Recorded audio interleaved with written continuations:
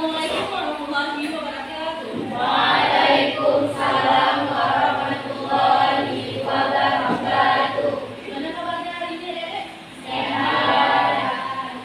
Nah, sebelum memulai pembelajaran, kita absen dulu ya. Ya.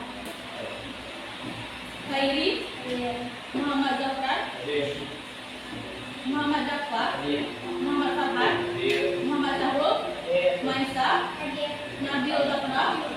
Jadi sebelum mulai pembelajaran, ada yang tahu nggak hari ini kita mau belajar tentang apa? Ada yang tahu? Hari ini kita mau belajar tentang jalur-jalur masuknya dan berkembangnya Islam di Indonesia. Jadi di sini ada dua tujuan pembelajaran yang dapat ada lihat di depan. Yang pertama ada peserta didik diharapkan dapat menganalisis berbagai macam pola serta jalur penyebaran Islam di Indonesia. Yang kedua ada peserta didik dapat menjelaskan tentang bagaimana perkembangan agama Islam di wilayah Indonesia. Paham? Paham. Sebelum itu, adik-adik sudah login ke LMS semua kan? Sudah. Kita nonton video dulu ya sebelum mulai pembelajaran. Disimak semuanya, HP-nya disimpan dulu. Yang cowok, HP-nya disimpan dulu. Lihat ke depan semua. Oke, kali ini kita membahas jalur-jalur penyebaran Islam di Indonesia. Proses masuk dan perkembangan agama dan budaya Islam di Nusantara pada umumnya berjalan dengan baik.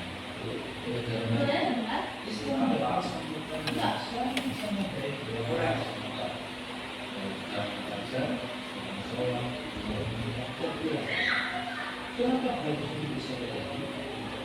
Kalau tidak ada tiga alasan mengapa Islam sangat mudah diterima di masyarakat Nusantara.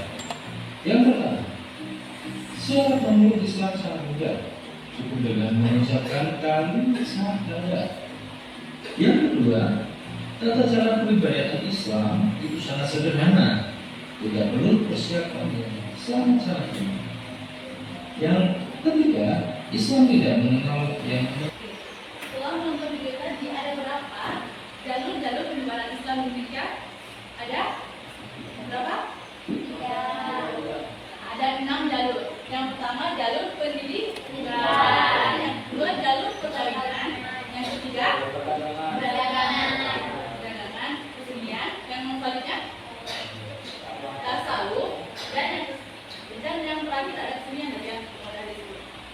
Nah, lantas mengapa bisa masuk dan berkembangnya agama Islam di Indonesia padahal sebelumnya Indonesia sudah memiliki agama atau kepercayaan masing-masing, yaitu Hindu-Buddha.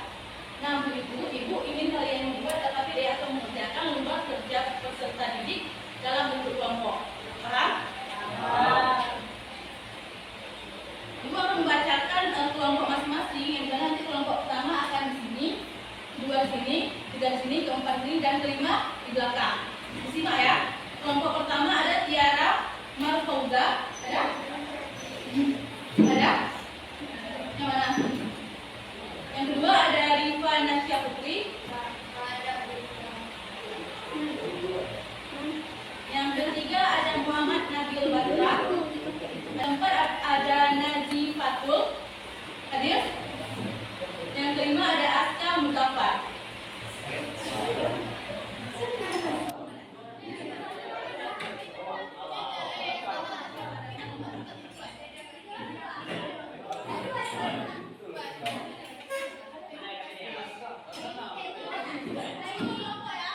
Adik-adik udah buka semua? Satu orang ketua kelompoknya buka bagian LKPD. Buka bagian LKPD. Satu orang aja ya, jangan ketua kelompok.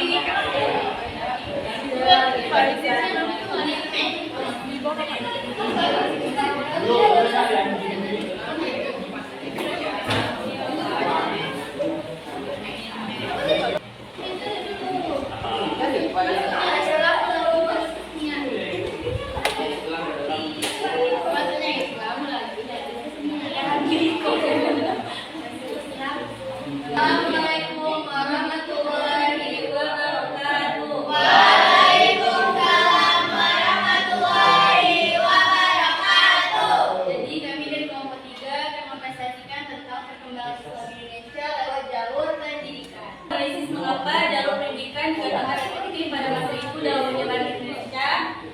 Karena dilakukan secara damai dan bertahap, sehingga mudah diterima masyarakat. Misalnya melalui pesantren dan pengajian, ajaran-ajaran agama Kristen dalam kehidupan sehari-hari. Penyebaran Islam itu sangat lewat pendidikan sangat efektif karena dilakukan secara damai, mudah dipahami dan berkembang melalui peran santri serta pendekatan budaya oleh para ulama. Terus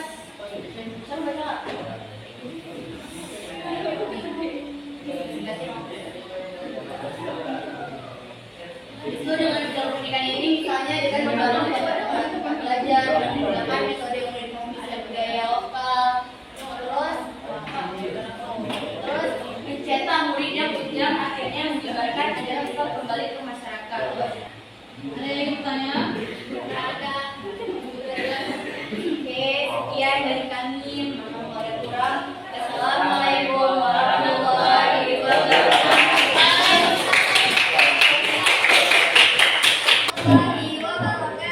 Waalaikumsalam warahmatullahi wabarakatuh.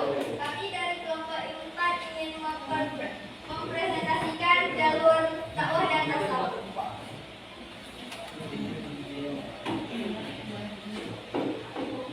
Penyebaran Islam di Indonesia melalui jalur yang telah dijalankan oleh kelompok kalian.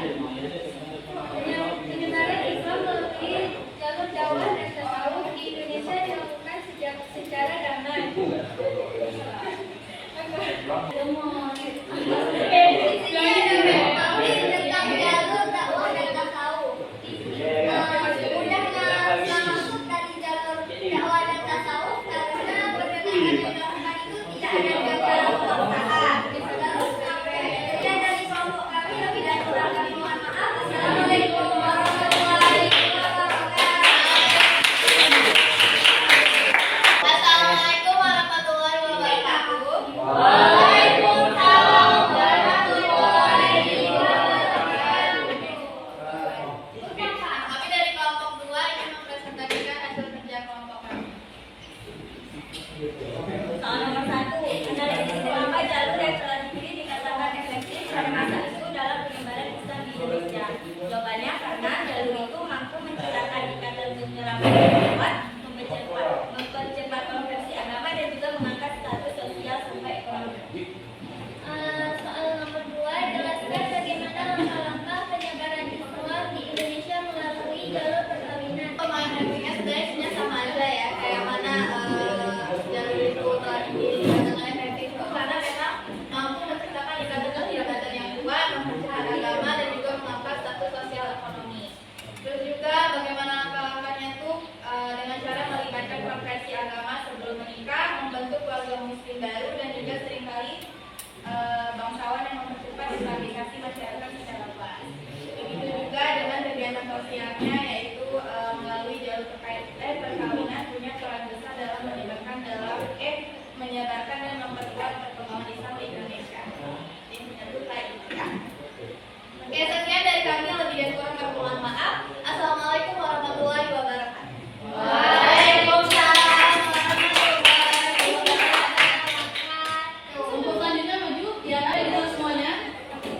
Tadi kan udah kita presentasikan beberapa jalur penyebaran Islam di Indonesia. Ada 6 jalur kan? Itu sangat penting kita pelajari, terutama sebagai seorang muslim. Nah, sebagai akhir pembelajaran, maka akan kasih kalian soal evaluasi, soal jawab soal. Kasih waktu 15 menit untuk mengerjakan. Paham?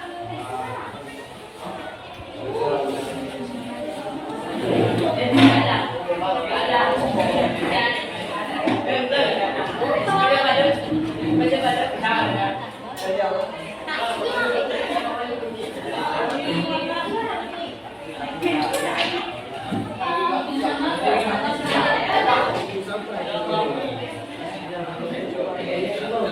Parang